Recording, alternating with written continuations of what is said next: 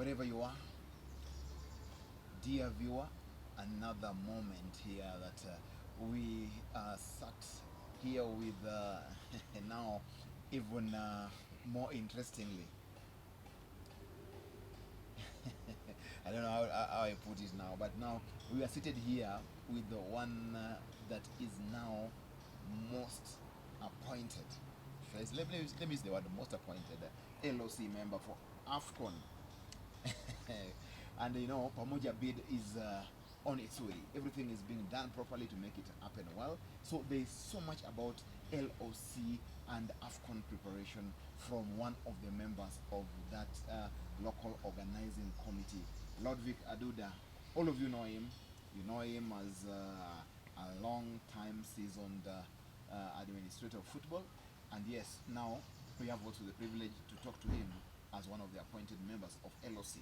And we are going straight into that. My name is Nico Kello. This is LTN Dialogues. And we come bring it every day, every moment, every week, where we talk about matters, sports and football in particular. And we want to begin here at home. And at home here, we want to talk about Kenya Premier League. And then we shall look at others, including UEFA Champions League. Then we get to FIFA Women's Series. And of course, the LOC and AFCON preparation. All this put into one. It is just 2 points separating Leopards and Gor Mahia now. Our last dialogue here, Gor Mahia was about 7-8 points clear. Today, Gor Mahia is sitting in an unsettling position of number one, very close to the arch rival who is showing every good sign of consistency and proper results achievement. Now, you see the FC Leopards is playing some good football presently. And from what we see on the logs, yes, we can say that is okay. Gor Mahia dropped points against, is it Sharks over the weekend? Yeah. And they drew 0-0. And FC advanced after beating Muranga still. What is your take about this? Is the title race now becoming even more interesting? And now between FC Leopards and Gor Mahia, anybody can have it.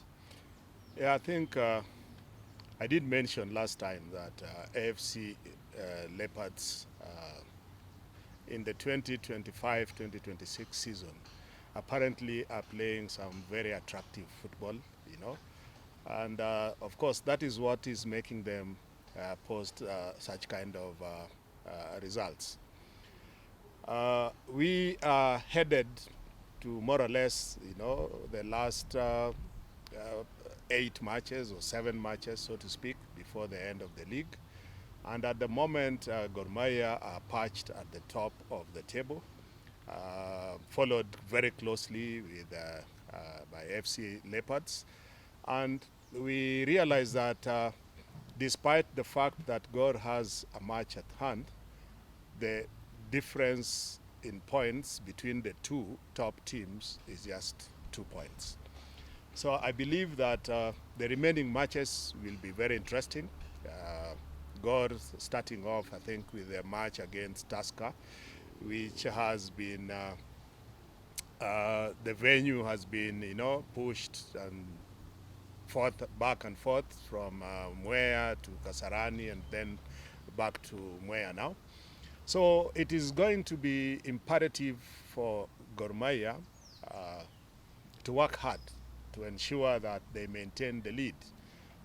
That means that they cannot afford to drop any further points, either by losing or by perennial draws. Because you see, if, for instance, you end up with 1 draw, particularly against Tusker, and then FC Leopards wins their next match, then that kind of difference shall have been wiped out. So I am calling upon, you know, Gor Mahia fraternity to ensure that everything, all the cylinders are opened and fired, to ensure that they don't drop any further points. The decider, in my view, for the winner of the league is most likely to come up, you know, during the derby. the derby coming up on the 26th of this month, I believe will be of great significance to both teams. So good preparations, good focus, both the technical bench and the playing unit. Then whoever picks it up with good composure during the last 7 or 8 matches will definitely take the league. So the decided, according to you, is somewhere around 26th of April when Gor Mahia and AFC Leopards are meeting on, it's going to be the 99th Mashemeji Derby, I think so. Yes. 99th Mashemeji Derby. And that could decide who carries the league. I think that is going to be a cracker. Wherever, I think it's going to be at Nyayo National Stadium. Yeah, so that's going to be a cracker. It's going to be big. So let's all be prepared for that. And Kakamega Homeboys is doing well. And Gor Mahia is here to travel to Kakamega Homeboys. Gor Mahia is going to Bandari. They're taking on Tusker. And the fixtures don't look very pleasant for Gor Mahia right now. What's your take? Well, I mean, what are we playing for? We are playing to win the league. After winning the league, what do we expect? The winner of the league will first have an international, assignment come, I think, from July to around the 9th of August by representing the country in the Sekafa Kagame Cup, which is going to be held in Rwanda. Come the first week of September, we will have the first leg of the first preliminary round of the Champions League, because Gor is already out of the Knockout Cup, and so is AFC Leopards. So I really don't think that the Kenyan clubs, not that I demean them, but they should not really pose. If we are serious that Gor wants to participate effectively, in the 2026-2027 Africa Interclub Champions League, then they should not find, the remaining teams a real problem. Because I mean, how can you for instance? But football is football. You can't say they can't find this the remaining team. They should not. I mean, let's be realistic. Who knew Bomet would beat Gor Mahia by 4 goals? Let's be realistic. I mean, It's Bomet, football, APS Bomet is not in the caliber of Yanga or Simba or Al Hilal or Belzidad. I mean, let's be realistic. That is where Gor belongs. Yes, that is where, I mean, those are the kind of teams that you expect to participate against when you emerge the champions. No, not the APS No. That's why I'm saying we should not really be crying about having fixtures against Bandari, Tusker, and all They this should kind. be preparations. Yes. Well, Gor Mahia, it's cut out for you there. These games you're playing, they are meant to build you to play against your peers in the continent. So I think the technical bench, everybody is concerned. You have been briefed accordingly, and that's so nice. Now let's flip a little bit and see what's happening again in the country. We are having the FIFA Women's Series that is just about to go down in the country. What is your take about this? Does Kenya have any chance? I saw Demba doing a lot of drills with the ladies. Are we having any chance against the Australians of this world? I mean, India, maybe Malawi, who actually fall way down in terms of FIFA standings and rankings of women football. What is your take about all this? And does it give us any good advantage as a country that we can host such important tournament? Well, I think two things coming out. One, we are supposed to use, the FIFA series, the women FIFA friendlies, slated to kick off on the 11th, to try and see how best, we can be prepared in terms of hosting international matches. Two, to me, it is not a question of, how best or what are our chances. We have already qualified, I believe, for Africa AUCON for ladies. So from where I sit, I think it is important for building to use this opportunity to gauge, the preparedness. It's rare for, a country to get an opportunity like this, playing against Australia, who I think probably are 15th or 16th. Yeah, 15th In the world rank, standings, yes, yeah. and India, which is about 60 something, yeah, 67. yeah. So these are good, opponents in terms of trying to really prepare the girls, not to gauge ourselves, because it's not a tournament. I think I would like to laud FIFA for, giving African, countries an opportunity to also, try out their strengths with other countries from other confederations. India is coming from, I think, Asia, and Australia is coming from Oceanic. So it is good, but we ought to use this opportunity, as a country, to really go out there to prepare. I would urge Beldin to use the opportunity to try out all her girls and try out all her formations in readiness to, really participate, not honor the fixtures come the actual African women tournament. Yes. Well, we wish our girls all the best, and well, it's a great honor that FIFA has granted Kenya to be the host of such an important friendly tournament or encounter with the rest. It's important, I think, like he says, that as a country we get to know where our position is in terms of how we prepare the team. Secondly, in terms of how we can host even other teams from other countries in terms of football. Now, having said that, the kickoff is on the 11th. All this is happening at a time that a lot of things are happening in football in Kenya.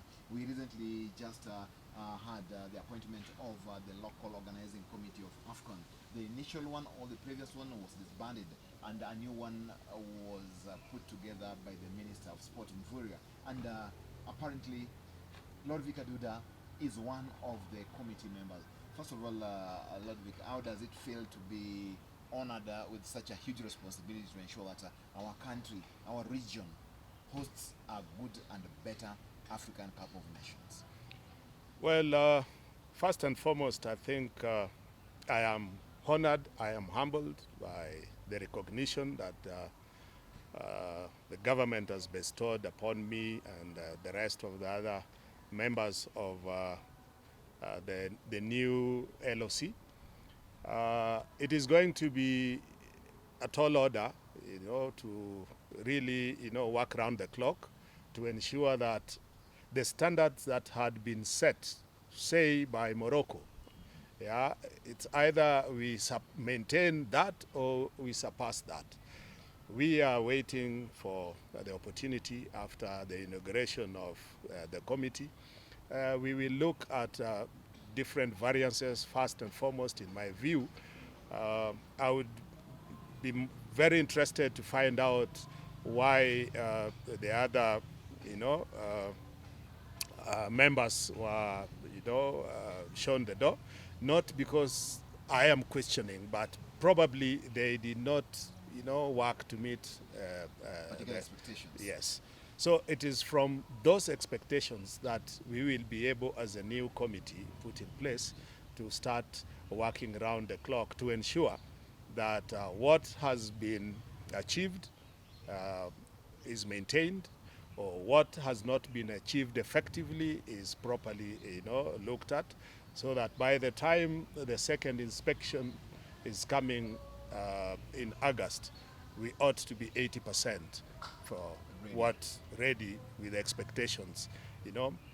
We need to realize that AFCON belongs to CAF. It is a CAF tournament, but as a member association, we have been given the privilege, together with Uganda and Tanzania, to co-host the 2027 Africa Cup of Nations tournament. And is it true that this time round is going to be played in June and not in January? Pointers are that it will run from around June June 18th 18th to to July June 17th, something like that. yes. If all factors, remain constant, I think that should be the designated dates. As a member of this local organizing committee, would you also strengthen that position that we move the Cup of Nations from January, like it's been traditionally done, to June? And what would be the reasons? Well, I think traditionally it's not been in January. This was the first time that it was moved to January, December, January. But June, July is going to be ideal because that is when almost all the leagues in the world, under FIFA, shall Are be on a recess, yes, are on recess. Oh, that's good. And we hope all shall be okay. And now you have a huge responsibility to put our country at the best position ever to deliver the best experience of African Cup of Nations on this other side of this African continent, where it's coming for the first time, I believe. And now, LOC, the way it's now designed and the way it is, what are some of the parameters, maybe from now, from your appointment, you must have shared with a few people here and there. What do you think is expected of you guys? Well, that's why I'm saying some of us, we know what we are supposed to do or what we have done before that probably gave us an opportunity to be included in the committee. But as at the moment, I will talk less because one, we've not been officially inaugurated, and two, must be able to get to really understand, some of the parameters The that TORs there, yes, some of the parameters that will be sent down to us, to look at or to look into by CAF. So until then, probably in our next edition, of the dialogues, I would be able to really run down the specific expectations. Specifics. Yeah. Yeah, and now on the flip side again, Wanyama has retired from football, and Victor Wanyama is one iconic player that actually graced the English Premier League, just in a way that no any other Kenyan player has done it. He came through Southampton, went to Tottenham Hotspurs, and he had some very, very glittering career then at the English Premier League. I mean, what would you say about this particular player? And as he retires, does it have any impact or dent, or we only have lessons to draw from that? And that is from the footballer's point of view, or as an administrator's point of view. What do you think his retirement from active football means for Kenya and even for himself? Well, I think the only lessons, from where I see it, the only lessons we can learn from a player like Victor, whom I have known for as long as he was a small kid, I know the father personally, had an opportunity to watch the father play. Yeah, I saw Wanyama, the father, play for Abaluya then, and for FC, and even for the national team. So Victor, to me, is a good example of a good hybrid of a player, mixing talent and discipline. And that is what Kenyan players need to emulate from one Victor Wanyama. From the dusts at the country bus, where he played first, before having a short stint at City Stars, a short stint at AFC Leopards. He turned out for JMJ Academy under Gina Bills before he got an opportunity to get to Europe. So it has been a constant, disciplined progression, that has seen Victor to ultimately end up retiring when he was still, a top-rated player.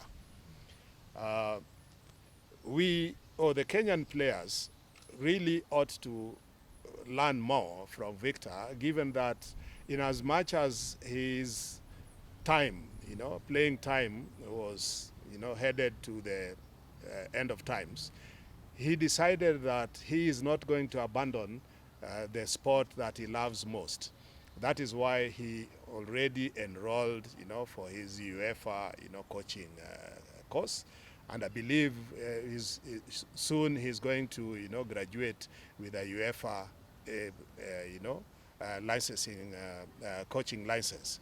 So that is a milestone. It means that he as well can be in a position to, continue plying his trade in Europe or anywhere else, this time not as a player, but as a coach. Okay. Yeah.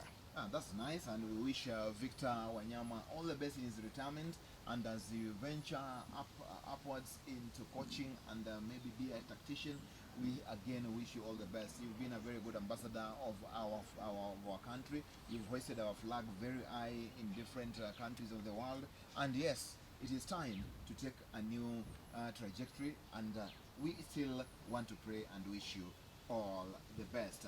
Now, we get to the Champions League, UEFA Champions League, and at the quarterfinals, I don't know what's happening, because in a way, only PSG managed to take advantage of their home ground by beating Liverpool 2-0. The rest, from Barcelona, Real Madrid, and Sporting Lisbon, all of them lost. Lisbon losing 1-0 to Arsenal. We had Madrid beaten 2-0 by Bayern. We had Liverpool. Just what is happening? All the visiting teams are really taking up. In fact, in La Liga, everybody thought that because Barcelona is sitting top of the league and Atletico is somewhere there, number 3, 4, it would be the same script, but it's not the same script. What is happening right now? Because we are seeing familiar faces, but different results. Well, the same way that these visiting teams picked up results while they were away, does not stop the same teams that who lost at home posting good results when they go. They will be visitors. Next week they'll be visitors. Oh yes, yeah. So that's football. That's football. Yeah. So apparently, we are looking at giants like Madrid sunking at home. People like Barcelona beaten at home. Lisbon, not really much for Arsenal, but again they gave a good display for themselves, and Arsenal only beat them by 1-0. Liverpool has been over the place, just off from everything, and I don't think it was surprising that they lost to PSG. However, up to where we are right now, and from your experience as an administrator, you've watched football for a long time.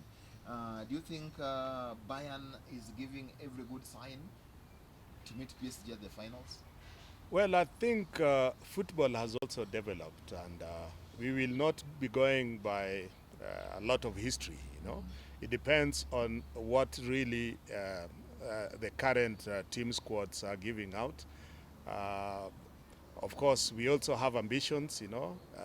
The clubs who have not been there before, who are also, on a new trajectory to try and stamp the authority as the new boys in the world football stage, world football at club level stage. So it would not be surprising, to see, situations with new champions and new players. But also don't forget that we've had instances in the past where even leads of 3-0 have been, overturned, and such kind of teams have also. Yes. Yeah. So let's stay put. Let's see what happens next week, and then we will be able to, really look at the teams that shall have qualified for the semi-finals. Yes. You sound like an Arsenal fan, and that's why you are cautious about what you're giving out. I know Lisbon. Arsenal might. I know Arsenal will get there. I've watched for them so much. However, let's check something about, you know, World Cup. This World Cup is so dead. What is wrong? I don't really. In terms of hype, in terms of awareness, the fanfare, the feeling, the anticipation is not palpable. It's near zero. Well, so much is happening in the world at the moment, and so much is also happening, in the U.S. That at times probably, dim, what really ought to be a bust, running towards June, yes. But I believe it will be there. The bottlenecks that are currently in place should be, FIFA's greatest concern, so that close relationship between the FIFA president Infantino and the president of the U.S. Should be able to, translated into a proper organization, because we already have countries whose nationals, have been outlawed to go to the U.S. But some of those countries whose nationals have been outlawed to visit the U.S. are equally same teams that are going to participate in the World Cup. So you really don't understand what it's happening, but I believe it is within the ambit of FIFA. I've got very little to, talk about, but I have the trust that these concerns are within the ambit of FIFA to be able to sort out with the U.S. and Mexico, the host countries, and Canada. And do you foresee a situation where some countries might pull out of this tournament for one reason or the other, political or maybe war reasons or something like that? Well, I doubt whether there would be at this particular moment such kind of circumstances that would lead countries to pull, or the qualified countries to pull out of. Iran, for instance? They have been given the assurance, by the U.S. Iran themselves have also given us the assurance that they will participate in the World Cup. Well, that's LTN Sports Dialogue, and these dialogues we give here really inform a lot in terms of content and what football is. I have been with the LOC member, Lordvic Aduda, again a former CEO, Kenya Football Federation, and former CEO, Gor Mahia FC. Now with all this put together, I think now, Lordvic, from here you go and challenge Mosepe and seek for the Confederation chair, because ideally that is a rich history. It's so much in terms of your CV, and I think your resume looks better for that. So we would love to see you challenging Mosepe and the rest there to actually lead our football in the continent. Anyway, that's that. On the flip side, and on a lighter note, it is always a fun having you around and enjoying this. Please, if you have any questions in our subsequent episodes, put them down there on our YouTube channel. We'll pick them and we'll always ventilate upon them while we are on these dialogues with Lordvic Aduda here. So any question that relates to football and football in the world, we can always know exactly what to do about it when you sit here. Therefore, this is LTN Dialogues, and we want to dialogue even with you. It's not only us here, even with you as our viewer and fan of this channel. Thank you for always keeping it here. We'll continue giving you more content of this kind, and always feel it sporty, have it LTN Sports. Thank you. Till we meet again next week. Have yourselves some lovely time.